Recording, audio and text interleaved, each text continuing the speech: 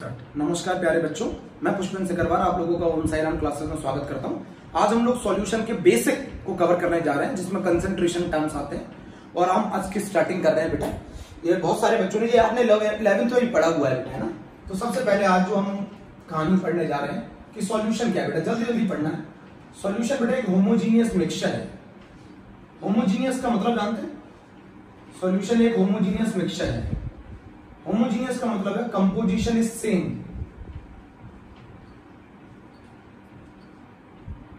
अगर आप composition is same, homogeneous का मतलब होता है कंपोजिशन सेम। सॉल्यूशन बेटा एक होमोजीनियस मिक्सचर है। Homogeneous mixture of two or more components, homogeneous mixture of two or more components, दो या दो से ज्यादा कंपोनेंट्स का होमोजीनियस मिक्सचर है। होमोजीनियस का मतलब होता है, पहली बात तो ये completely mix with each other, completely mix with each other.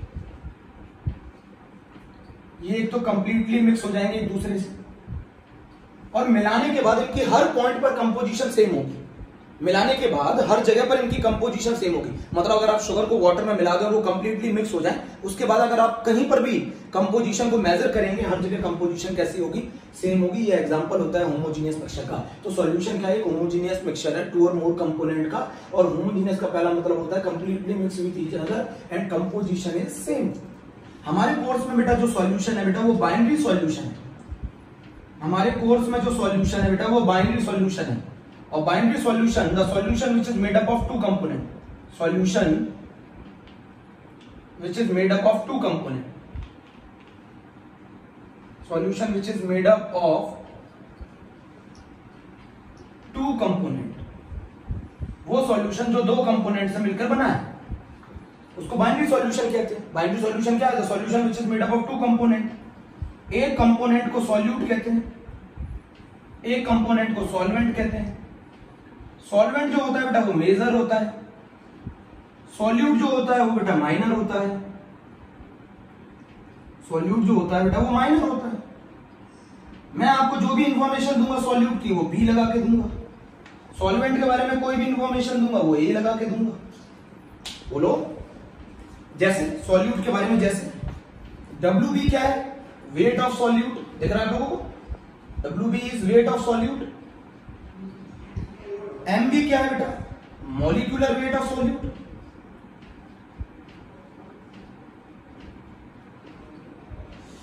WB weight of solute है, MB molar weight of solute है, WA प्यारे बच्चों वेट ऑफ सॉल्वेंट है।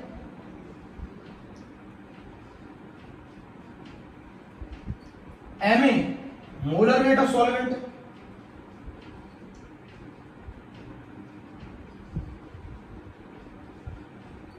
अब ये सारी चीजें बेसिक्स में आती है ना, आप इसको फटाफट लिख लीजिए। अब बेटा यहां पर मैं एक चीज और लिख देता हूं, आप उसको नोट कर दीजिएगा, बोर्ड थोड़ा सा छोटा पड़ जाता है। Na जो होता है वो होता है बेटा WA upon Ma। Moles of solvent क्या होंगे? Na is equal to WA upon Ma। Small n से मोल्स को डिनोट करते हैं। सॉल्यूट के मोल्स क्या होंगे? WB अपॉन MB। अच्छा, टोटल वेट क्या होगा सॉल्यूशन का? टोटल वेट ऑफ सॉल्यूशन क्या होगा? टोटल वेट ऑफ सॉल्यूशन क्या होगा? Total weight of solution WA plus WB। तो आप ये चीज बिल्कुल क्लियर करके लिख लीजिए, इसकी स्क्रीनशॉट ले लीजिए। तो सॉल्यूशन एक होमोजीनियस मिक्सचर है टू और मोर कंपोनेंट का। होमोजीनियस का मतलब है completely mix with each other, और हर पॉइंट पर कंपोजिशन कैसी हो जाए? सेम हो जाए। हमारे कोर्स में जो सॉल्यूशन है वो बाइनरी सॉल्यूशन है। Solution which is made up of two component, one is called solute and other is called solvent. बेटा WB से मैं जो भी इंफॉर्मेशन दूंगा बी लगा के, वो सॉल्यूट के बारे में WB is weight of solute, MB is molar weight of solute, WA is weight of solvent, MA is molar weight of solvent, Na बराबर WA अपॉन Ma, NB बराबर WB अपॉन MB। Total weight of solution is WA plus WB। Clear कर दीजिए बेटा, ये basics में जल्दी जल्दी कवर कर लीजिए इसको, हमें जल्दी कवर करना है बेटा। फिर हम लोगों को इलेक्ट्रोकेमिस्ट्री भी स्टार्ट करना है, हम लोगों को बेटा इलेक्ट्रोकेमिस्ट्री भी स्टार्ट करना है। अब जरा मेरी बात समझिए, हमारे कोर्स में जो सॉल्यूशन है बेटा वो लिक्विड सॉल्यूशन है। अब लिक्विड सॉल्यूशन का मतलब क्या है कि सॉल्वेंट लिक्विड होगा। लिक्विड सॉल्यूशन का मतलब है सॉल्वेंट लिक्विड होगा। अब सॉल्यूट कुछ भी हो सकता है। सॉल्यूट जो है वो सॉलिड भी हो सकता है, लिक्विड भी हो सकता है, गैस भी हो सकता है। बट हमारा जो सॉल्वेंट है बेटा, जो हमारा सॉल्वेंट है वो लिक्विड ही होगा। लिक्विड सॉल्यूशन बेटा, सॉल्यूशन ऑलवेज सॉल्वेंट की स्टेट में, सॉल्वेंट के फेज में प्रेजेंट होता है। आप इस चीज को नोट कर लीजिएगा, सॉल्यूशन ऑलवेज सॉल्वेंट के फेज में या सॉल्वेंट की स्टेट में प्रेजेंट होता है। तो हमारा सॉल्यूट सॉलिड भी हो सकता है, लिक्विड भी हो सकता है, गैस हो सकता है, बट लिक्विड सॉल्यूशन में सॉल्वेंट ऑलवेज लिक्विड होता है। वैसे 9 टाइप्स ऑफ सॉल्यूशन है आपके एनसीईआरटी में टेबुलर फॉर्म में गिवन है। तो solute solid in liquid, liquid in liquid and gas in liquid. तो सॉलिड इन लिक्विड के एग्जांपल क्या है बेटा? Glucose in water, sugar in water, urea in water. बोलो क्या है बच्चों? लिक्विड इन लिक्विड का एग्जांपल क्या है? Ethanol in water, methanol in water. Gas in liquid का एग्जांपल क्या है? O2 in water, oxygen dissolve होती है ना वाटर, O2 इन वाटर। बेटा मैं यहां कुछ चीजें लिख रहा हूं। अगर मेरे सॉल्यूट, इनके मोलर मासेस आप सुन लीजिए। सॉल्यूट में अगर मेरा ग्लूकोज हो C6H12O6, तो इसका बेटा मोलर मास जो होगा वो होगा 180 ग्राम पर मोल, 180 ग्राम पर मोल, ये इसका मोलर मास होगा। सुक्रोज का जो मोलर मास होगा C12H22O11, आपको निकालने की जरूरत नहीं है। सुक्रोज का जो मोलर मास होगा वो होगा 342 ग्राम पर मोल। सुक्रोज, इन सभी के मासेस को ऐड करके निकाला जाता है ना। तो ग्लूकोज का मोलर मास 180, सुक्रोज का मोलर मास 342। यूरिया का जो बेटा मोलर मास है NH2CONH2, यूरिया का जो मोलर मास है वो 60 है। यूरिया का मोलर मास 60 है। सुन लीजिए बहुत ध्यान से, यूरिया का मोलर मास 60 है। एथाइलिन ग्लाइकोल, ये सब सॉल्यूट आएंगे इस चैप्टर में। एथाइलिन ग्लाइकोल, इसका मोलर मास जो है बेटा वो 62 ग्राम पर मोल है, 62 ग्राम पर मोल है। ग्लूकोज का मोलर मास 180 है, सुक्रोज का मोलर मास 342 है, यूरिया का मोलर मास 60 है, एथाइलिन ग्लाइकोल का 62 है। एसिटिक एसिड का मोलर मास 60 है, एसिटिक एसिड का मोलर मास 60 है। जरा चेक करो, आपने कुछ नहीं करना, बार बार निकालने की आवश्यकता नहीं है, इसलिए मैंने लिख दिया है। वैसे तो आप निकाल सकते हैं सभी के मासेस को ऐड करके। अगर मैं बात करूं H2SO4 का, तो H2SO4 का मोलर मास 98 ग्राम पर मोल। फटाफट लिख लीजिए, बहुत आसान, जल्दी से फटाफट जल्दी से लिख लीजिए। अब बेटा बहुत आसान का है, कंसंट्रेशन टर्म्स है। अब कंसंट्रेशन क्या होता है? किसी कितना सॉल्यूट प्रेजेंट है किसी गिवन अमाउंट ऑफ सॉल्वेंट में, कितना सॉल्यूट प्रेजेंट है किसी गिवन अमाउंट ऑफ सॉल्वेंट में, वही उसका कंसंट्रेशन कहलाता है। कितना अमाउंट सॉल्यूट का प्रेजेंट है किसी गिवन अमाउंट ऑफ सॉल्वेंट में, उसी को उसका कंसंट्रेशन कहते हैं सॉल्यूशन का। तो आप लोगों ने लिखा क्या मतलब है कंसंट्रेशन ऑफ सॉल्यूशन का? बोलो, कंसंट्रेशन ऑफ सॉल्यूशन का क्या मतलब है? कितना अमाउंट सॉल्यूट का प्रेजेंट है किसी गिवन अमाउंट ऑफ सॉल्वेंट में। तो the amount of solute, the amount of solute in a given amount of solvent, in per given amount of solvent,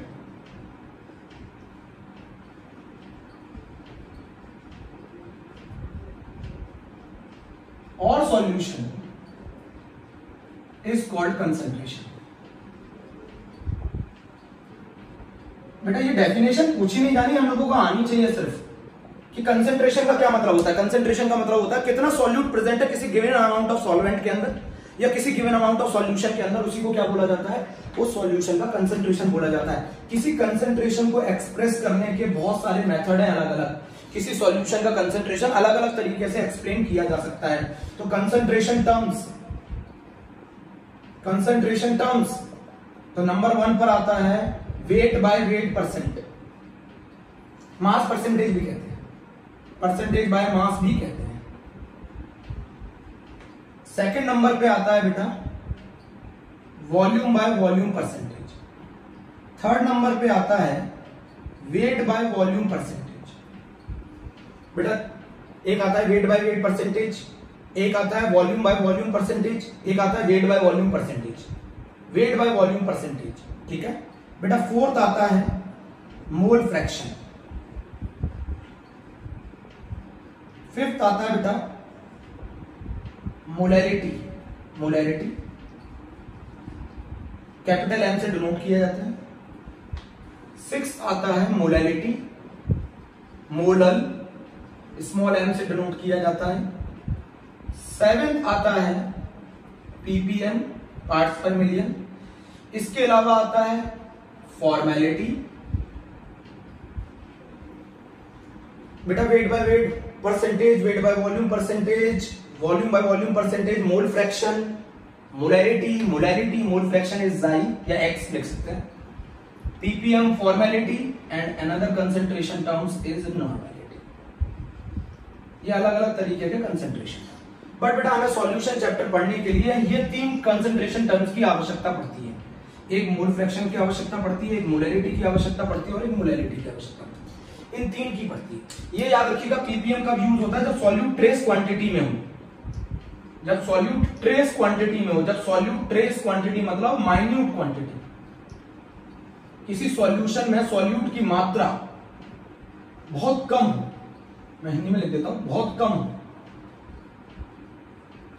जब किसी सॉल्यूशन के अंदर सॉल्यूट की मात्रा बहुत कम हो तो उसके कंसंट्रेशन को एक्सप्रेस किया जाता है ppm के अंदर। तो आप इन कंसंट्रेशन टर्म्स को हमें 1 बाय 1 लेना है। जरा जल्दी से आप लोग इसको नोट कर लीजिए प्यारे बच्चों, इसको जल्दी से नोट कर लीजिए।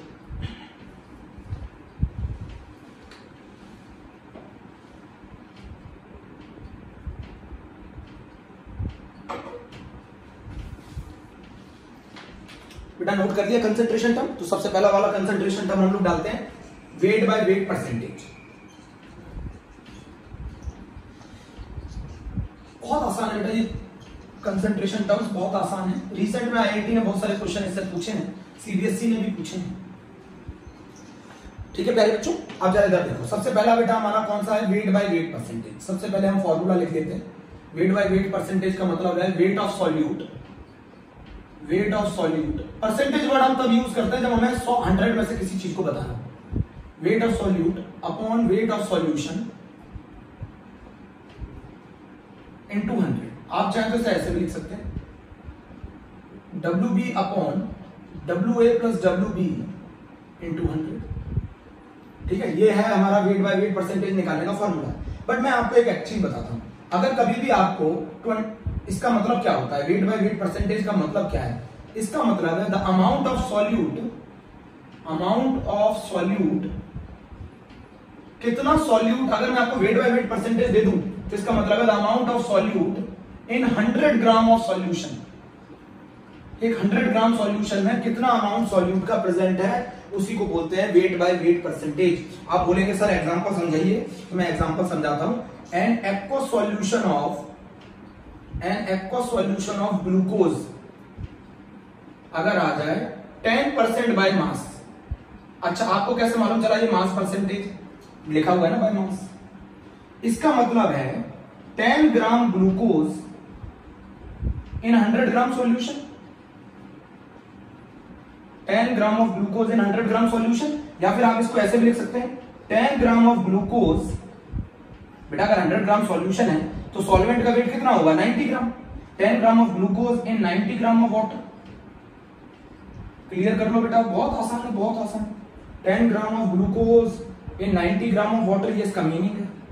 तो कभी भी वेट बाय वेट परसेंटेज आ जाए तो इसका मतलब है the amount of solute in 100 gram of solution. Clear कर लीजिए, पहले क्लियर कर लीजिए, मैंने एग्जांपल दे दिया। बेटा रफ कर दो। जैसे एक एनसीईआरटी का एक 11th क्लास का क्वेश्चन है, वो क्या बोलते हैं, परसेंटेज किसी भी चीज को 100 में से बताते हैं। 2 gram of A is present in 18 gram of water. ये लिखा था क्वेश्चन में, 2 gram of A is present in 18 gram of water, calculate the weight percentage of A.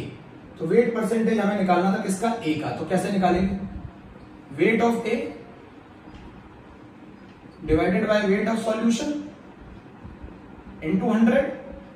Wait of A कितना था, 2, वेट ऑफ सॉल्यूशन कितना होगा बेटा, 2 + 18 into 100। तो ये आ गया 2 बाय 20 इनटू 100। इसका मतलब हो गया 10% बाय मास। तो अगर मैं 2 ग्राम ए को 18 ग्राम वाटर में कर दूं तो बताओ, तो वो परसेंटेज बाय मास कितना होगा? परसेंटेज बाय मास किसी भी चीज को 100 में से बताता है। जो चीज 20 ग्राम में 2 ग्राम थी, वो 100 ग्राम में कितनी होगी, 10 ग्राम। जो जो ए 20 ग्राम के अंदर 2 ग्राम था, 20 ग्राम सॉल्यूशन में 2 ग्राम था, तो बताओ 100 ग्राम सॉल्यूशन में कितना होगा? 10 ग्राम। तो ये 10%। 100 में से जब भी किसी चीज को बताते हैं तो परसेंटेज वर्ड यूज करते हैं। तो ये हमारा वेट परसेंटेज खत्म हो गया। ध्यान रहेगा बेटा प्यारे बच्चों। अब आ जाता है बेटा volume by volume percentage. Similar है बेटा, इसका क्या फॉर्मूला होगा? Volume of solute upon volume of solution into 100। बोलो बोलो जल्दी बोलो। अगर मैं लिख दूं an aqueous solution of ethanol, an aqueous solution of ethanol, an aqueous solution of ethanol, बहुत आसान है। An aqueous solution of ethanol 25% by volume. बेटा जब भी हम वॉल्यूम परसेंटेज से वॉल्यूम में कन्वर्ट करते हैं, हम जो यूनिट यूज करते हैं वो ml करते हैं use. An aqueous solution of ethanol 25% by volume का क्या मतलब है? इसका मतलब है 25 ml of ethanol in 100 ml solution. अब जरा मेरी बात समझो, अगर मैं आपको लैब में 25% by volume solution of ethanol बनाने को कह दूं तो आप क्या करिएगा? 25 ml मिला दीजिएगा और टोटल वॉल्यूम को सॉल्यूशन को 100 ml तक ले जाइएगा, बन जाएगा 25% बाय वॉल्यूम। नहीं समझे? एक लैब में आप 25 ml मिला दीजिएगा इथेनॉल, 25 ml वाटर में इथेनॉल मिला दीजिएगा और टोटल वॉल्यूम को कहां तक ले जाना है? 100 ml तक। ये क्या कहलाएगा? वॉल्यूम परसेंटेज कहलाएगा। बेटा थर्ड वन आती है weight by volume percentage. Third one आती है वेट बाय वॉल्यूम परसेंटेज। इसका मतलब होता है amount of solute, amount of solute in 100 ml solution, amount of solute in 100 ml solution, उसको कहते हैं वेट बाय वॉल्यूम परसेंटेज। सुना आपने? वेट बाय वॉल्यूम परसेंटेज का क्या मतलब है? इसका अगर मैं फॉर्मूला लिखूं तो मैं लिख सकता हूं weight of solute upon volume of solution into 100। इसका फॉर्मूला लिख सकता हूं ना, weight of solute upon volume of solution into 100। तो amount of solute in 100 ml, जैसे 3% aqueous solution of urea, aqueous solution of urea weight by volume क्या होगा बताओ? इसका मतलब क्या है? इसका मतलब है 3 gram of urea is present in 100 ml solution.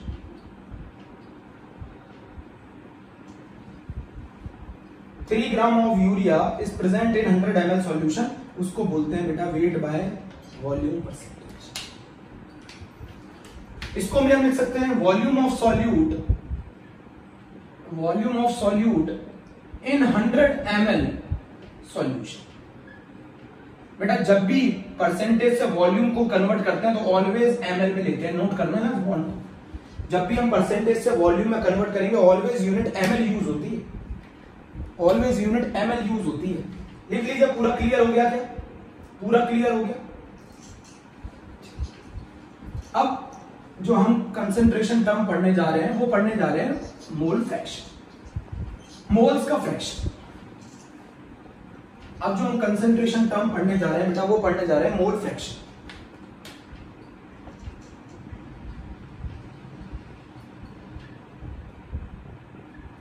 Sai से डिनोट करते हैं फ्रैक्शन।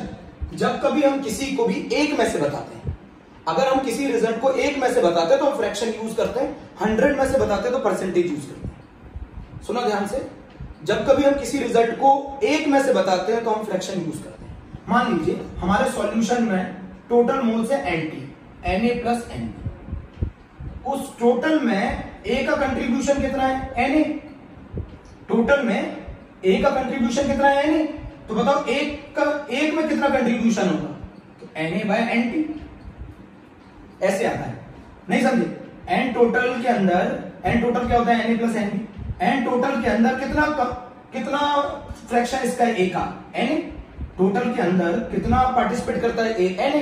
तो एक में कितना पार्टिसिपेट करेगा? Na upon N total. ऐसे निकाला जाता है। जब किसी रिजल्ट को हम एक में से बताते हैं तो हम फ्रैक्शन यूज करते हैं, 100 में से बताते हैं तो परसेंटेज यूज करते हैं। आपको मैं बता दूं, इसका ये सिर्फ समझाने के लिए था। N Na प्लस Nb से मिलकर बना है, तो टोटल के अंदर A का पार्टिसिपेशन कितना है Na, तो एक में कितना होगा Na by Nd।